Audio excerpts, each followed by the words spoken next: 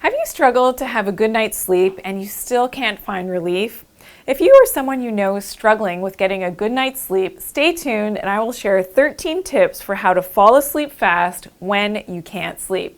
If you're new to my channel, welcome. Be sure to subscribe and click that bell so you're turning on those notifications. I'm Dr. Janine Bowring, best-selling author, TV personality, medical researcher, naturopathic doctor, and the mom of 5 children. Please leave your questions and comments below and I'll get back to you. Also, I would really appreciate if you could give me a big thumbs up on this video. So what does a good night's sleep look like? Well, ideally, when we put our head down on our pillow, we should fall asleep within just 10 to 20 minutes. And if you're not falling asleep, this could indicate that your sleep is not where it should be. So I always get the question, well, how many hours of sleep per night is recommended? And most of the research shows that between 7 and 8 hours is best. Now, this depends on where you live in the world. So certainly closer to the equator with more sunlight hours, you could probably get away with a little bit less sleep per night, but the further away you are from the equator, like I am here in Canada, and with those long dark winters, I definitely need to have more sleep. Now, the research has also shown that it depends on how much sleep you're getting, whether it affects your cognition. So what is really interesting is that too much sleep can be as bad as not enough, and this was done here in Ontario at the University of Western. So a Canadian study that showed that, yeah, 7 to 8 hours is best. Less than that, not so great for our cognition, and more than the 8 hours could also have a negative effect on our cognitive ability. So food for thought. Again, you want to be right in that sweet spot between 7 and 8 hours per night. And another great telltale sign that you've had a good night's sleep is that you're able to wake up in the morning without an alarm and you feel nice and refreshed. And that tells you that you've gone through those different sleep cycles, something that I shared in another video, so check that out, in your ability to have that good night's sleep. So how to fall asleep fast when you can't sleep. So tip number 1 is sun gazing. So this means taking a look at the sun, that early morning sun. So ideally you're looking and seeing that sunrise as it comes up over the horizon.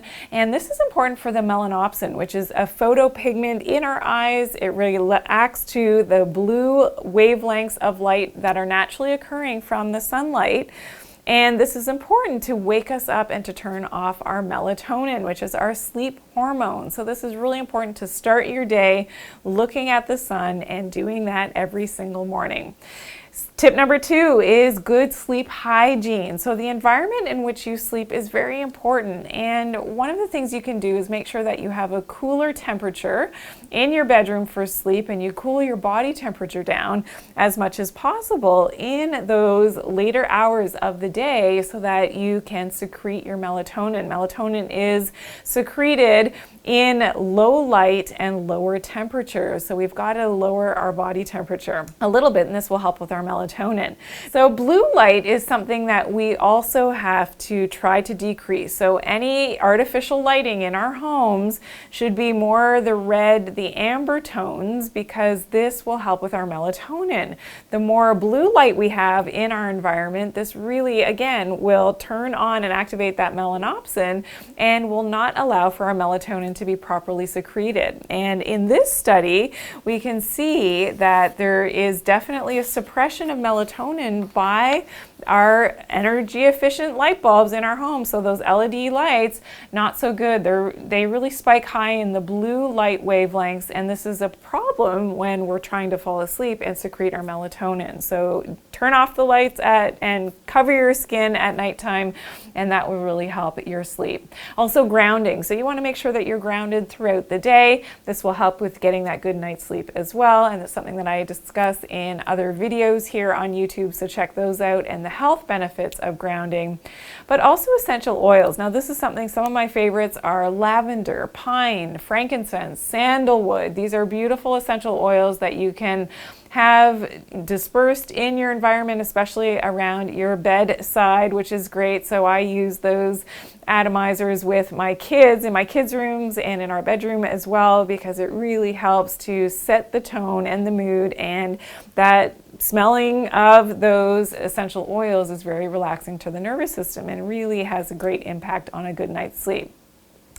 Tip number 3 is your diet. Yes, dietary choices do make a difference. You want to keep to a lower carbohydrate diet, especially after 6 p.m. So if you are stuffing yourself full of carbs after 6 p.m., this will not only raise and spike your insulin, but it will mess up your leptin levels, which is something that I share in another video. So check out the link below on the leptin show.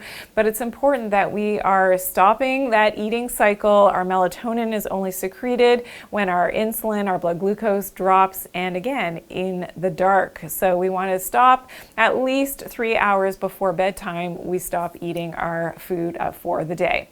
Tip number 4 is to exercise. So exercise, we know, helps us to feel good, but also expends our energy throughout the day, and it also helps something called BDNF. And refer to our other video, Depression.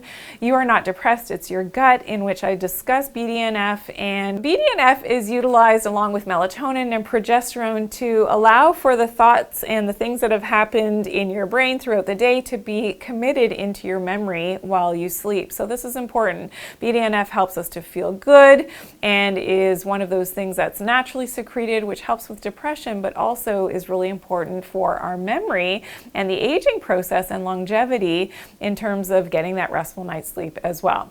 Tip number 5 is to get cool. So a colder temperature, which I touched upon earlier with our sleep hygiene, you want to do whatever you can. So whether that's the ambient temperature in your bedroom, you want to cool it down around 68 degrees is ideal, as well as cooling down your own body temperature. So you could do a cold shower or ice baths. If you're, hardcore, you can do the ice bath. You can also do the face dunk, which is something that I showed you in another video. So check out, we have a challenge coming up on our Instagram page, and you can join that challenge at any time, about the ice water face dunk, in a fantastic way for rejuvenating your tissues, but also to keep you healthy and to help with sleep if you do this close to bedtime.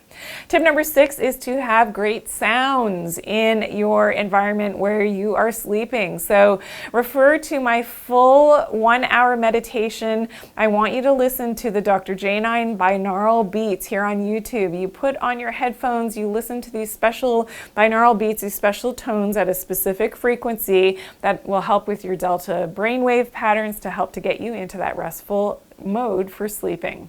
Tip number 7 is to journal before bed. So before bed, you can write down all of your thoughts of the day to get them out of your system so that you don't have to dwell on them, especially in your subconscious when you're sleeping. Be sure that you're following me. So at Dr. Janina on Instagram, where will post the list as to that checklist that you can check off, and then you put it aside and have that restful night's sleep. Tip number 8 is to use crystals. So crystals such as amethyst and calcite so this is amethyst, which is fantastic, and calcite really help to find that balance with your own energetic system, connecting with the Earth's gravitational pull. And this is important with, again, setting those crystals. So we have calcite crystals in our pineal gland, important for having those regulated for our proper melatonin secretion when we sleep.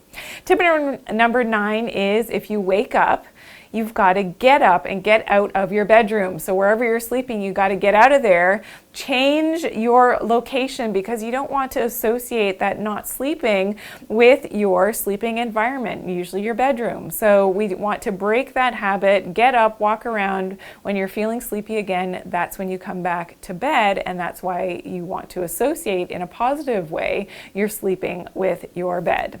Tip number 10 is to follow your own biorhythms. So about 50% of the population is naturally the night owl, and 50% is the early morning birds or the larks, such as myself. So I'm more of an early bird, and my husband more of the night owl. So you've got to respect your own biorhythms as well, but do your best to get that regulated bedtime every day, and that will really help your circadian rhythms as well. Tip number 11 is to get more sunlight during the daytime. So the earlier you expose your body to that sunshine in the morning, this will really help your melatonin. And again, your melatonin is first made in your eyes before it sends that signal to the pineal gland and the other brain structures to be able to set the tone for the rest of the day in terms of your circadian rhythm. So melatonin is also a super important antioxidant, helps to prevent disease and cancer and things. So you really want to make sure that you're getting it secreted naturally. I never recommend taking melatonin as a supplement because this will completely, in my opinion, mess up your entire system. It's not something that I recommend.